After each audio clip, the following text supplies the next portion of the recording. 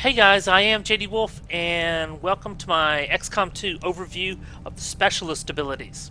Now, the Specialist is the smart one of the group. He can be built in a couple of different ways, either as a battle medic or a combat hacker. So let's get right into it, and we'll talk about the pros and cons of both methods. The first item that he gets is Aid Protocol. He can get his Gremlin to go out and give a defensive bonus to one on his team. No matter which way you choose to build your specialist, this is something any specialist can do. You can do it as your first action, won't end your turn, takes effect immediately against any type of fire coming in, and the Gremlin, it comes back at the beginning of the next turn, and more advanced Gremlins can give a bigger increase.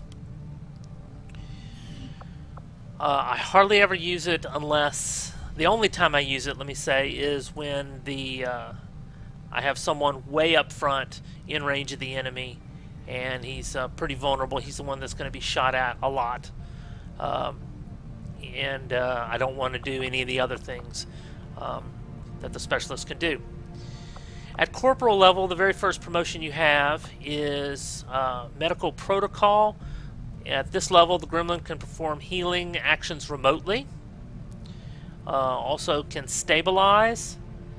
It has a single charge, but if you bring a med kit, the Gremlin gets an additional charge. So that is healing at range. The additions to that is that when you upgrade your Gremlin, you can get more HP healed per charge, and the Gremlin can heal and stabilize when used as your first action and won't end your turn, just like the Aid Protocol. On the flip side, there's Combat Protocol. It deals a jolt to your enemies, and I'm looking down here at the bottom. It grants that targets a bonus to defense until the start of the next turn. The Combat Protocol, if it'll work. Send a jolt to the enemy, dealing guaranteed damage, which is increased against robotic enemies. So if you send it up against a robot, you're going to get extra damage. It starts off at 2 points, it builds up to 4 points and beyond. So that's awesome for a guaranteed kill. It has only 2 charges per mission, and upgrading your Gremlin will lead to more charges. So automatically right here, you're either healing at range or doing damage at range. You can mix and match your characters as you see fit, but these are my two type of builds. Next is Revival Protocol. Gremlin goes against an ally and removes disorient, stun, panic, or unconsciousness, and will actually revive the fallen comrade. The additions to that are that it can be used, as it said, to revive unconscious soldiers, including those that have been stabilized after bleeding out. So that is really awesome. That will pick them up even if they're down to 0 hit points. It can be used as your first action, won't kill it, and conventional Gremlin drones get a single charge, and you can upgrade your Gremlin to get more charges. Haywire Protocol is very cool for a combat hacker. It allows you to shut down or take over enemy robots. And that is very cool. It relies on hacking, which is a sub-game, I don't know if you want to call it, inside the game. Just where you can pick whether you're going to have a higher chance to shut it down than you are to take over it. But if you do take control of the enemy, then on your next turn, you can control him. He's going to be the main target since he's probably in with the other enemies, and you get a couple of turns to do him. The hacking stat will go against the enemy's tech defense. Upgrading will increase that. And hacked turrets will remain under your control for the duration of the mission, while other robotic enemies will only control for a short time. So that's very cool. If you hack a turret, it will defend you, until you leave. So you can already see that we're really specializing either medical or combat. Next we have Field Medic.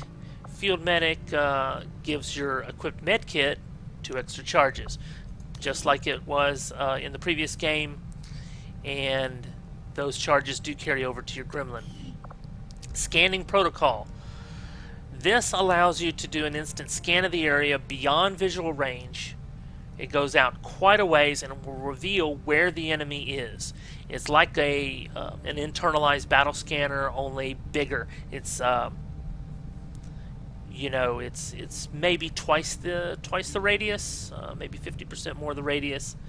It'll also reveal any hidden or disguised enemies, which is very cool. You can only use it once per mission, and it will only see stuff in your line of sight. No, it won't. I'm sorry. Enemies behind walls and obstructions will be revealed. So it's much better in that way than a battle scanner, which can only reveal line of sight. But of course, you can throw the battle scanner, and you cannot throw the scanning protocol. Now, the next level we have covering fire, which allows you to, if the enemy shoots at you, you can shoot back. The Overwatch shot, you will actually shoot back first. And the enemy doesn't just, if the enemy decides to shoot instead of move. Additionally, if triggered by enemy action, it'll trigger before the action completes, which is what I was saying. Versus threat assessment.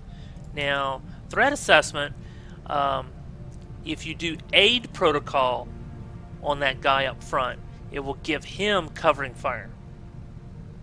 The aid cooldown is increased by 1.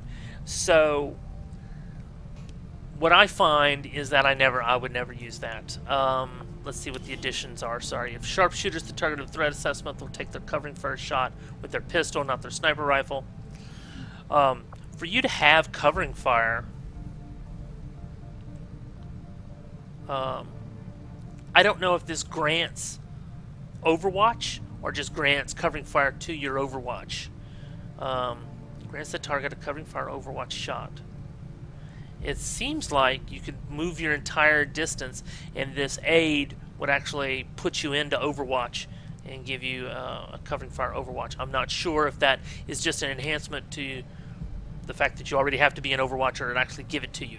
Either way, I prefer covering fire on the guy because I'm either wanting to do damage, take over, do a scan, do some other stuff, or I'm on Overwatch, and I very rarely do the aid protocol. And if I do the aid protocol, it's to protect the guy up front.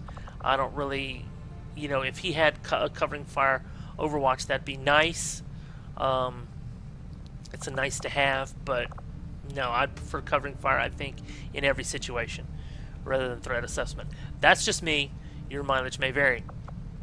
At the major level, we have Ever Vigilant. If you spend all your action points on a move, you're granted automatic Overwatch at the end of your turn. This is familiar. We've seen this before. It enables an extremely mobile style of play. Of course, any action other than moving will invalidate it. So as a medic, you may want to take that. Depends how you play. If you like to, dash or do a lot of stuff and use up all your move but still be on Overwatch, that's pretty nice. Guardian, when you are on Overwatch, so this is a choice, you can't pick both. When you are on Overwatch, your Overwatch shot gives you a 50% chance that it will not end your Overwatch if you're successful. So if you hit the guy and you get the roll, there are no limits to how many Overwatch can be taken outside of ammunition and viable targets. So every time he shoots at you, there's 50% chance that your Overwatch is not drained, and you can do it again and do it again and do it again. 50% chance every time. I prefer Guardian to Ever Vigilant. Your mileage may vary. I'm finding that I don't move that much. You can still do haywire and stuff, and it won't end your turn. If you're not moving, you can go into Overwatch, and you don't need the Ever Vigilant. This lets you go ahead and move and still be in Overwatch, I guess. You make the choice as to which one you prefer. I think Guardian gives you the opportunity to get more shots off, and so I like that, personally. And finally, at Colonel level, you have Restoration versus Capacitor Discharge. And this is the ultimate for your battle medic. Restoration is very, very powerful, especially if you get hit by a grenade. It is awesome. It has 1 charge per mission, heal more hit points as you upgrade, but what it does, it goes and it flies out to each squad member and heals or revives them as needed. All of them. So that is very powerful. Like I said, your group is clustered together, you get hit by a grenade, everybody's down 5 points. You hit restoration, everybody's back up full. Everybody's going to be injured when you get back home, as usual, but it's very, very powerful. You can only do it once per mission. And finally, the ultimate combat hacker is Capacitor Discharge. It emits a substantial electric discharge, damaging and potentially stunning all nearby enemies. Robotic units take extra damage. I find that this is like a grenade. It can really kill some guys. 1 charge per mission, deal more damage as you upgrade. So you only get to do it once, but like I said, it's like a grenade, and you can really, direct the drone exactly where you want it to be. So my suggestion for Battle Medic would be Medical Revival, Field Medic, Covering Fire, whatever you want on versus probably Guardian. Covering Fire, Guardian, Restoration. For Battle Medic, and then Combat Hacker, I'd go Combat Protocol, Haywire Protocol, Scanning Protocol, Covering Fire, Guardian, Capacitor Discharge, exactly as you see here, is what I would suggest for Combat Hacker. You build your guys as you see fit. Hope you enjoyed that. Hope you found that informative. If you did, please like, subscribe, tell your friends, and until next time, stay safe.